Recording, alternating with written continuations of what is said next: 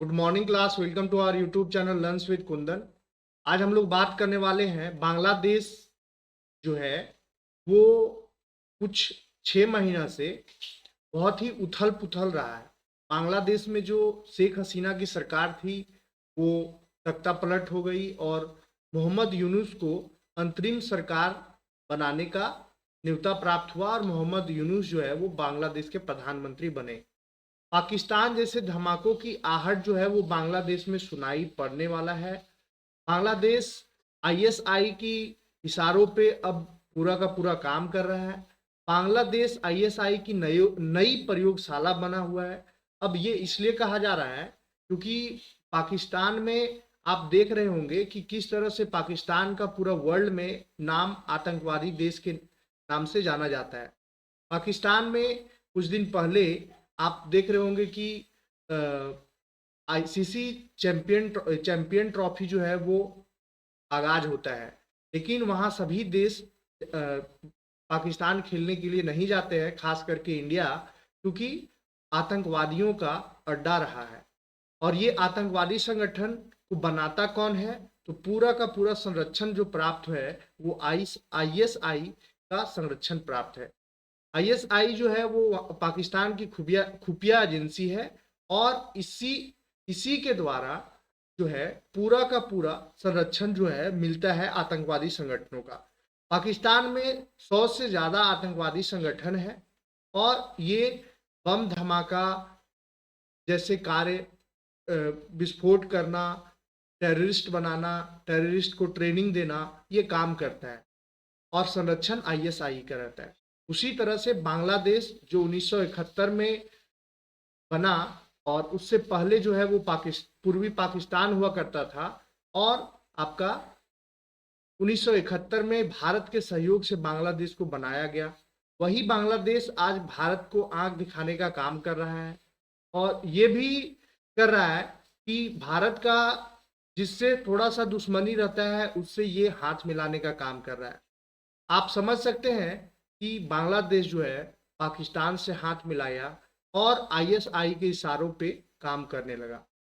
बांग्लादेश चीन से हाथ मिलाया और चीन के इशारों पे काम कर रहा है। तो खैर चीन जो है बहुत ही होशियार कंट्री है, वो अपना प्रॉफिट देखती है, वो किसी के बहकावे में आने वाली नहीं है, बांग्लादेश को खरीद सकती है, ऐसा है चीन। आप ये पिक्चर में देख रहे होंगे कि कैसे मोहम्मद यूनुस और शहबाज शरीफ जो है वो हाथ मिला रहे हैं। ये वही दोनों लोग हैं जो शुरू में 1947 में एक हुआ करते थे, यानी कि दोनों पाकिस्तान के हुआ करते थे, एक पश्चिमी पाकिस्तान, एक पूर्वी पाकिस्तान, और इनमें से एक ही रहते प्रधानमंत्री, लेकिन अब दोनों दो कंट्री बन गया 1971 में भारत के सहयोग से और दो प्रधानमंत्री बन गए और शेख हसीना को हटा करके मोहम्मद यूनुस जो है वो बिना चुनाव के प्रधानमंत्री बन गए। ये दोनों इसलिए हाथ मिला रहे हैं तो दोनों आपस में दुश्मन, लेकिन हाथ इसलिए मिला रहे हैं क्योंकि भारत से दुश्मनी करना है। भारत से दुश्मनी करके ये मतलब कि वाहवाही लूटना चाहते हैं और मदद मांगना चाहते हैं पूरा विश्व से। 1971 में जब लड़ाई हुआ था तो 90,000 सैनिक पाकिस्तान के जो है वो बंधक बना लिए गए थे इंडिया के द्वारा। उसके बाद इंडिया और पाकिस्तान का दुश्मनी जो है वो आज तक चलता ही आ रहा है। किसी भी तरह का व्यापार, किसी भी तरह का ट्रेड नहीं होता है पाकिस्तान के साथ में।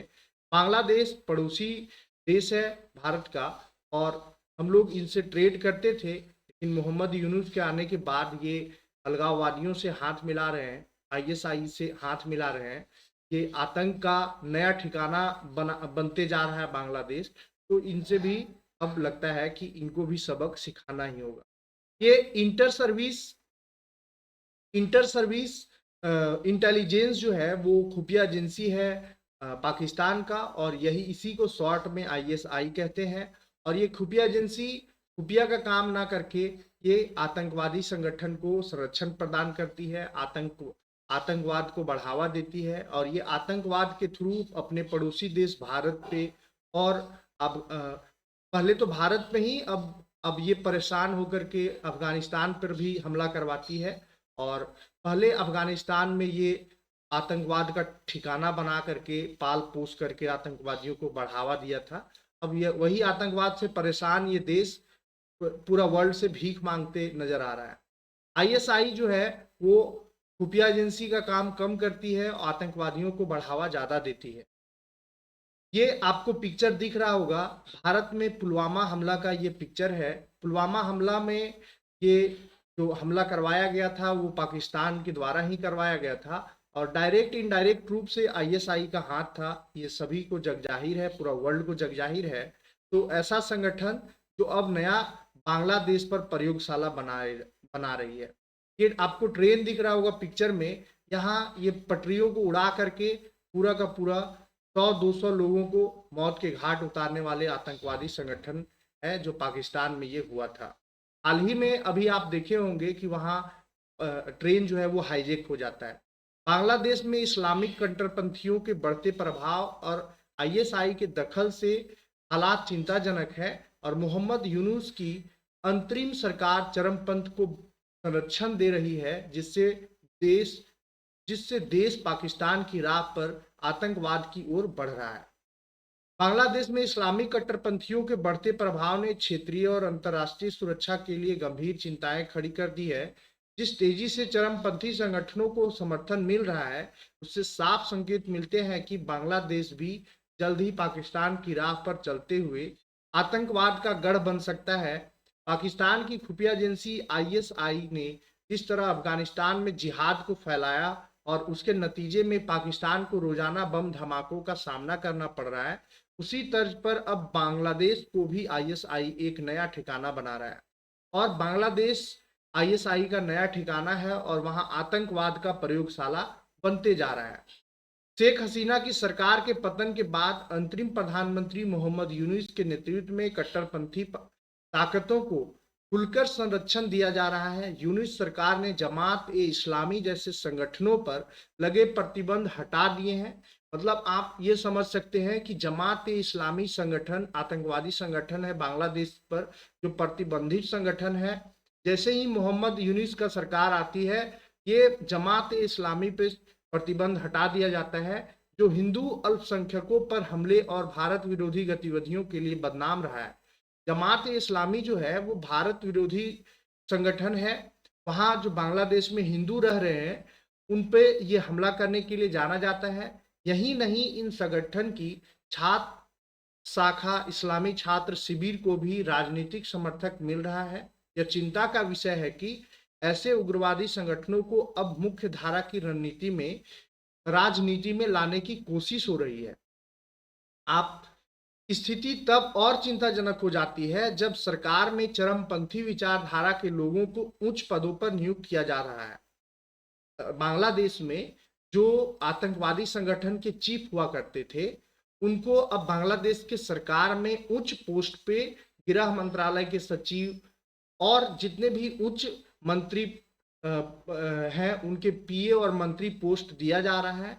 उदाहरण के तौर पर आप समझ सकते हैं कि हिज्ब उत तहरीर के जो संस्थापक थे नसीमुल गन्नी, उनको गृह सचिव बनाया गया है।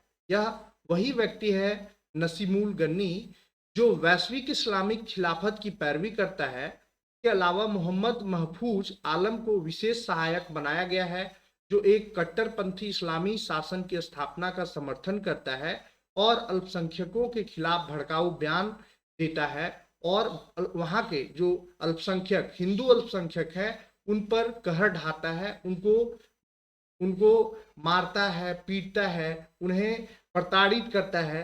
उस आतंकवादी संगठन के संस्थापक को वहां गृह सचिव और ये प्रधान सचिव बनाया जा रहा है। तो आप इससे अंदाजा लगा सकते हैं कि बांग्लादेश किस राह पे चल पड़ा है और बांग्लादेश का भी हाल उसी हस्र होगा जैसा पाकिस्तान का है। पाकिस्तान को आप एक भिखमंगा समझ सकते हैं कि जैसे भिखमंगा भीख मांग करके अपना गुजर बसर करता है, वही हाल ये सब का है और सेम हाल पर अपना जो बांग्लादेश है वो भी चल पड़ा है। अब आगे आपका क्या राय है, आप भी अपना राय कमेंट के माध्यम से दे सकते हैं। धन्यवाद। सरकार की ओर से आप ये भी समझ सकते हैं कि सरकार की ओर से चरमपंथ को बढ़ावा देने का एक और गंभीर उदाहरण आतंकियों को रिहाई, अलकायदा से जुड़े संगठन अंसारुल्लाह बांग्ला टीम के सरगना नसीमुद्दीन रहमानी को पिछले वर्ष जेल से रिहा कर दिया गया, जबकि वह बांग्लादेशी ब्लॉगरों की हत्या में दोषी था। अमेरिका द्वारा यूनुस को उदारवादी नेता मानना अपने आप में सवाल खड़े करता है, खासकर तब जब उनके कार्यकाल में आतंकवादियों को रिहा किया जा रहा था। इन सब गतिविधियों को के पीछे पाकिस्तान की खुफिया एजेंसी आईएसआई की भूमिका संदिग्ध मानी जा रही है। रिपोर्ट्स के अनुसार आईएसआई के वरिष्ठ अधिकारी असीम मलिक ने हाल ही में ढाका का दौरा किया था, हालांकि बांग्लादेश सरकार ने इससे इनकार किया। आईएसआई पहले भी कॉक्स बाजार को हथियारों की तस्करी और आतंकवादी नेटवर्क के लिए उपयोग कर चुका है। अगर इस बढ़ते कट्टरपंथ को समय रहते नहीं रोका गया तो इसका सीधा असर भारत पर पड़ेगा। भारत के पूर्वोत्तर राज्यों में पहले ही आईएसआई और आतंकवादी संगठनों की गतिविधियां देखी जा चुकी है। यूएलएफए जैसे उग्र विद्रोही संगठनों को हथियार पहुंचाने से लेकर हिज्ब उत तहरीर और हुजीबी जैसे समूहों द्वारा इस्लामिक राज्य की वकालत करना, ये सभी गतिविधियों भारत की सुरक्षा के लिए गंभीर खतरा बना हुआ है। मोहम्मद यूनुस की अंतरिम सरकार जिस दिशा में देश को ले जा रही है, वह न केवल बांग्लादेश की धर्मनिरपेक्ष छवि को धूमिल कर रही है, बल्कि पूरे दक्षिण एशिया में अस्थिरता को बढ़ावा दे सकती है। अगर यही स्थिति बनी रही तो वह दिन दूर नहीं होगा जब बांग्लादेश भी आतंकवाद से ग्रस्त एक अस्थिर राष्ट्र बन जाएगा, जैसा आज पाकिस्तान बन चुका है। अगर आज पाकिस्तान चाह ले कि नहीं, अब हमें धर्मनिरपेक्ष की राह पर चलना है, एक सुखी संपन्न देश बनना है, चाह करके भी नहीं बन सकता है, क्योंकि इतना कट्टरपंथी को, इतने उग्रवादी को जन्म दिया है पाकिस्तान, जो सोच भी नहीं सकता है वो कि क्या हश्र होने वाला है पाकिस्तान का। और बांग्लादेश उसी राह पर बांग्लादेश भी चल पड़ा है। तो देखिए, अब भगवान ही मालिक है बांग्लादेश का क्या हो सकता है। धन्यवाद।